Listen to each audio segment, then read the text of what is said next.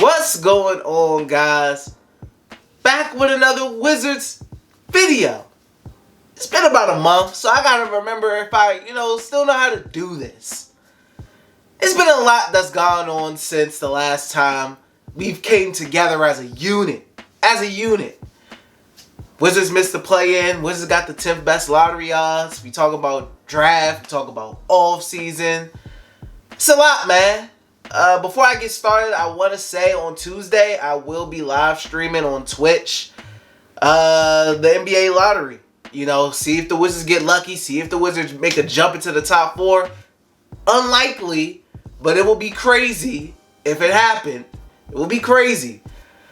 But I'll be live streaming that, so I'll leave a link to my Twitch page in the description. So make sure you follow me on Twitch. I will be live streaming on Tuesday watching the draft to see if we get lucky, guys. But today, I asked a question on Twitter. If you don't follow me on Twitter, at DetoxAlot, I wanted to know your guys' hot takes.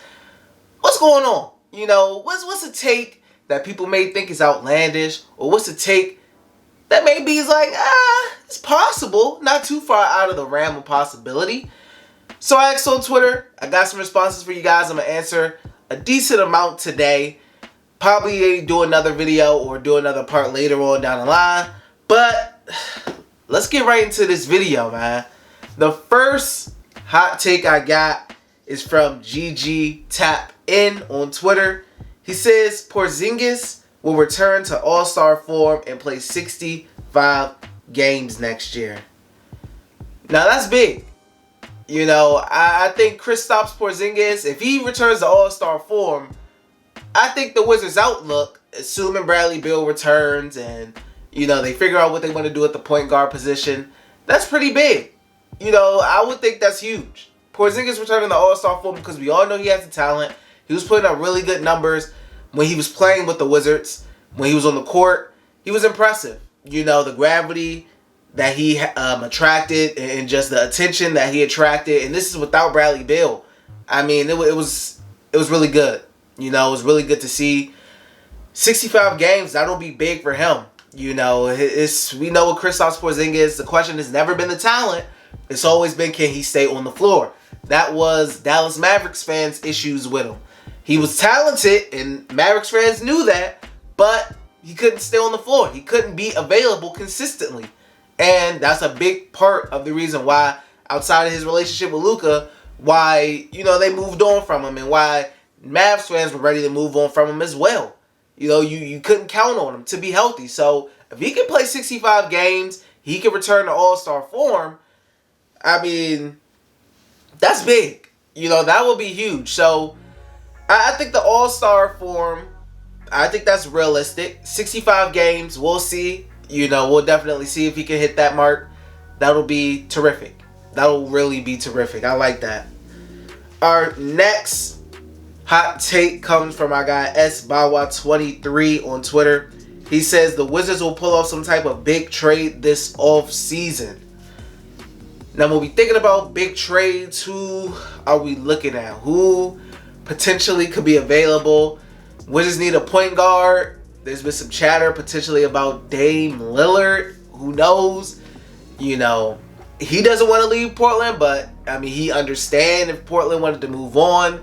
They got Simons over there.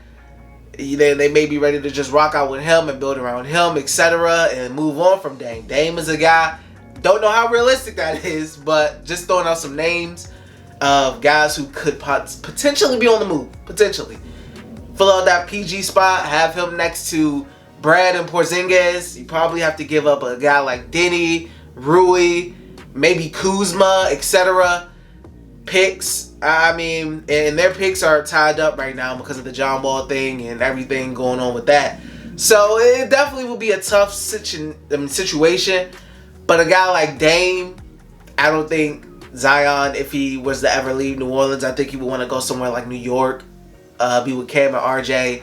Talk about Donovan Mitchell. I could see him going somewhere like a Miami, something like that.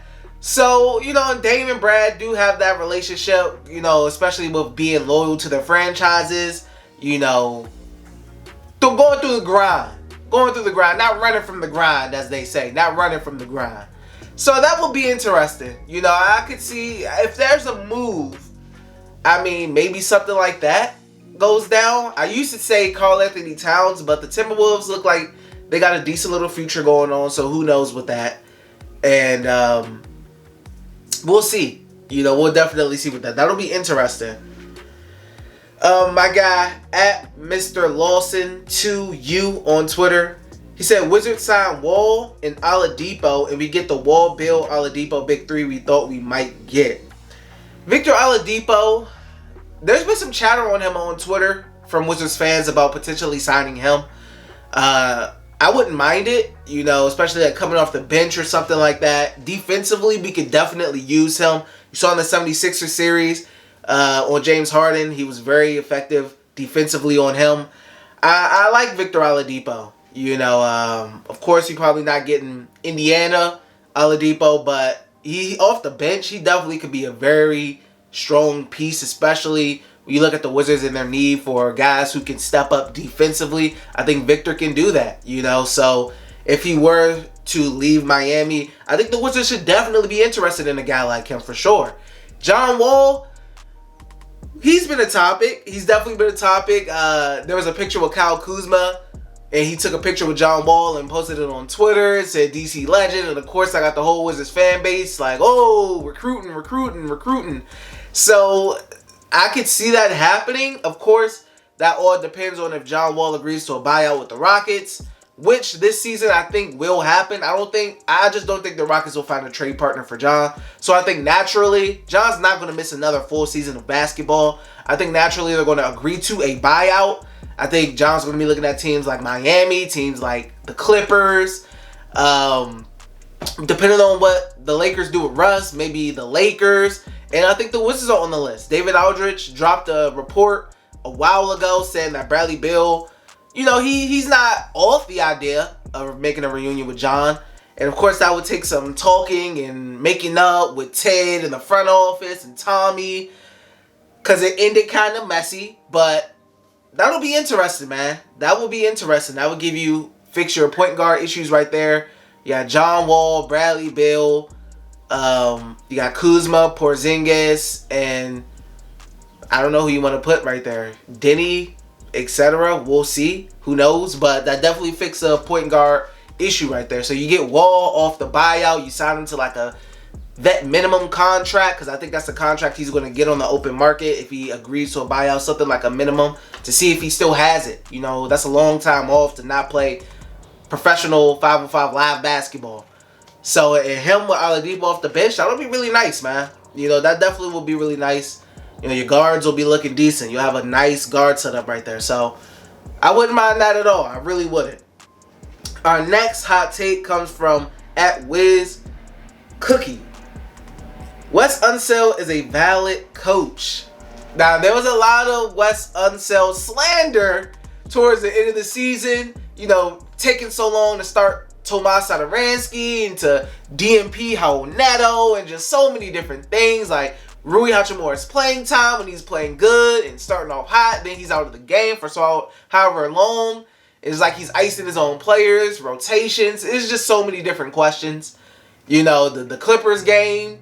Why did Ty Lue adjust and put all these new guys in when his team was getting blown out, and then Wes just didn't adjust, and then the Spencer Dinwiddie issues. It was a lot going on with Wes. And I want to give him the benefit of the doubt. It was his rookie year, rookie season. It was a lot going on.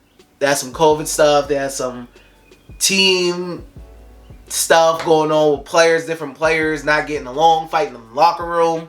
It was a lot going on. I want to give him the benefit of the doubt, but, you know, I think this season, man, you want to see improvement. And if you don't see that, people are going to be calling for his head. They are really going to be calling for his head, but I'm willing to give the benefit of the doubt. Rookie season. If Bill re-signs with the team next season and they try to, you know, build this thing again, we'll see what he does. You know, but we definitely think, we are all looking for improvement for Wes Unseld Jr. in his second year as a coach. Our next hot take comes from @Nuke9. He says a championship is possible with a few more pieces in this core.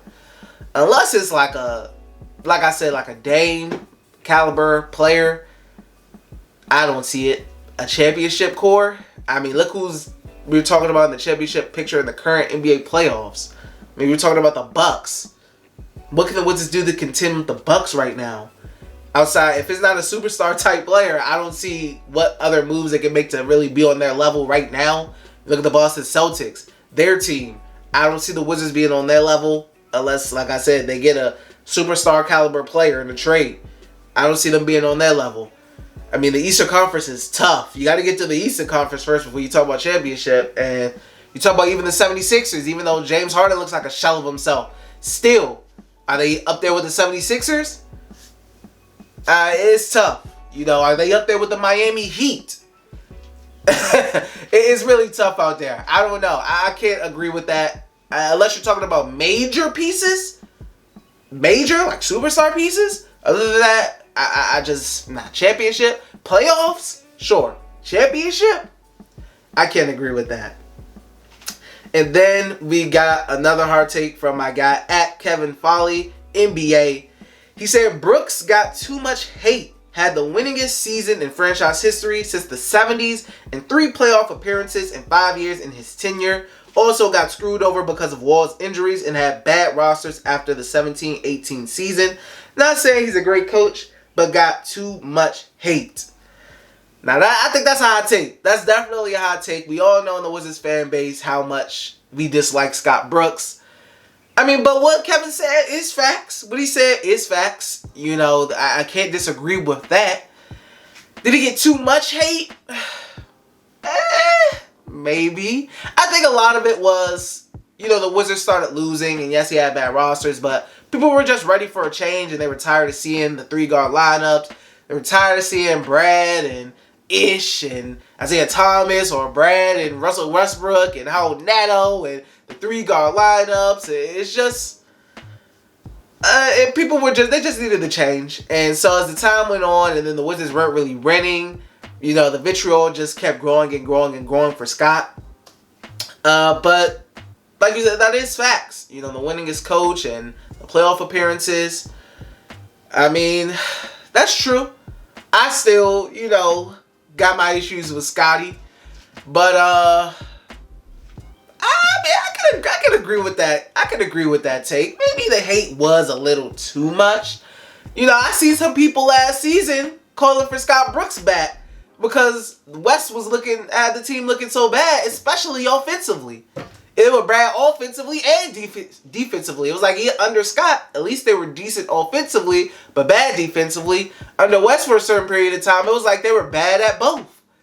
So maybe the hate for Scott was a little much in hindsight, but I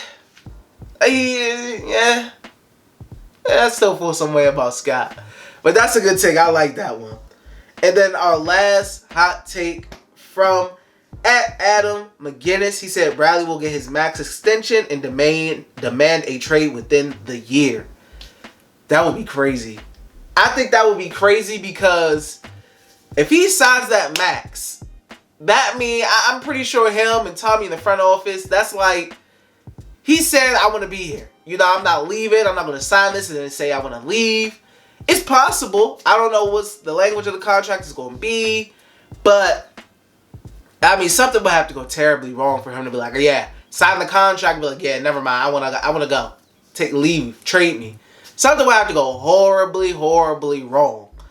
And I think Brad is a guy who is a man of his word. If he's going to sign a long-term contract, he's signing that because he knows he's going to be here. He's going to stay.